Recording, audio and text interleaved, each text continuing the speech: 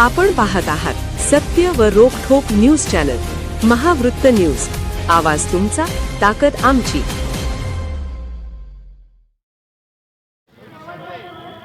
काय सांगाल, मागच्या टर्म नंतर आता 8 वर्षानंतर परत एकदा जिल्हा परिषद इलेक्शन चालू झाले आहे आणि काँग्रेस पक्षानं परत एकदा तुमच्या भरोसा ठेवून तुम्हाला उमेदवारी दिलेली आहे. त्या संदर्भात काय सांगाल? मी ग्राउंड लेवलला काम करणारा कार्यकर्ता आहे.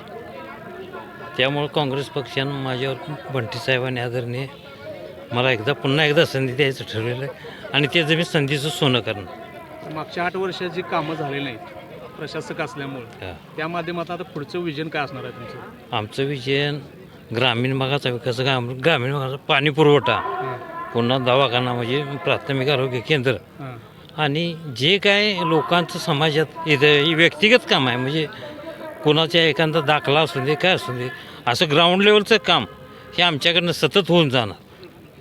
मतदारांना काय आव्हान करणार? मतदारांना काय आव्हान करणार म्हणजे मी एक सामान्य माणूस आहे आणि सामान्य माणूस गेली 5 वर्षे मागच्या 5 वर्षा टर्मला मी अतिशय चांगल्याप्रमाणे काम केलेलं आहे. ग्रामीण भागात प्रत्येक गावाचा निधी आणण्याचं काम मी स्वतः केलेलं आहे. अगदी भांडून लोक तुमच्यावर विश्वास ठेवतील त्यावेळी?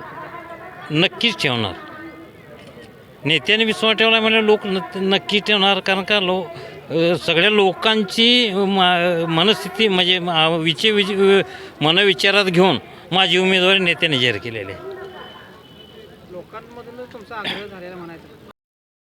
महावृत्त न्यूज चॅनलला लाईक करा, शेअर करा आणि सबस्क्राईब करा.